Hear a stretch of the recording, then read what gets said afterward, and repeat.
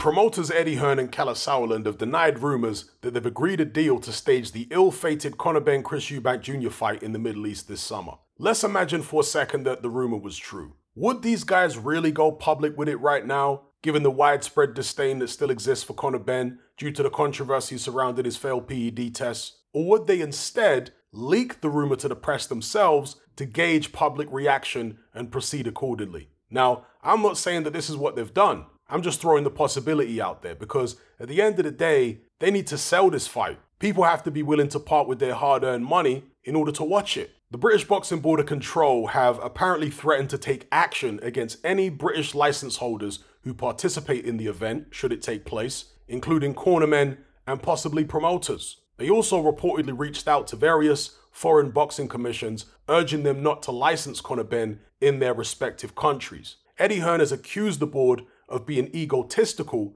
and has described their recent actions as wild, quote unquote. No, Eddie, what's wild is that your man Conor failed 2 PED tests, the first of which he didn't have the decency to tell his opponent about. What's wild is that you and Kalle tried to go ahead with the fight without the board or UKAD having a chance to investigate. You claim you were powerless to stop the show, yet as boxing fans we know that promoters pull shows all the time for a whole host of spurious reasons. Did you express serious reservations about proceeding with the show to the board and Conor Benn, given the potential damage it could do to the reputation of your business? Because what's really wild, Eddie, is the fact that Conor Benn claims his sample was contaminated in the lab, yet the 2 tests were conducted 5 weeks apart. What are the odds of both samples being contaminated and with the exact same substance? Eubank's sample wasn't contaminated. What's wild is that you and Conor tried to fool the public into believing that the WBC ruling was actually meaningful and that they had any jurisdiction over the second test.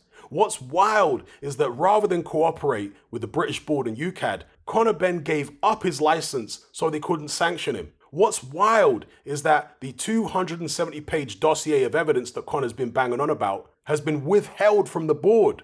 What's wild is that Conor Benn is actually suing the board for doing their job. That's what's really wild, Eddie, not the board's response. This isn't a situation where both sides are equally to blame. It's a situation where the board has done its job and Conor Benn has actively tried to obstruct justice. Just like you, Conor grew up with a silver spoon in his mouth, and it shows. He's acted like an entitled brat throughout this entire saga. What you don't seem to realize is the more you blame the board, the worse it makes you and Conor look. And as for Kalle Sauerland, where do I start with this guy? He looks far too happy with himself. When Heath Ledger passed away after filming The Dark Knight, I thought surely Kalle is the natural replacement. Man looks like he's got a coat hanger stuck in his mouth. Looks like a character from The Simpsons. Man's permanently wired. I mean, something's giving him wings and I can't imagine it's Red Bull. After German boxing collapsed, Kalle's been scratching around for a payday wherever he can get it. I think the fact he was happy to put Eubank Jr in a fight where the opponent tested positive is a measure of his desperation.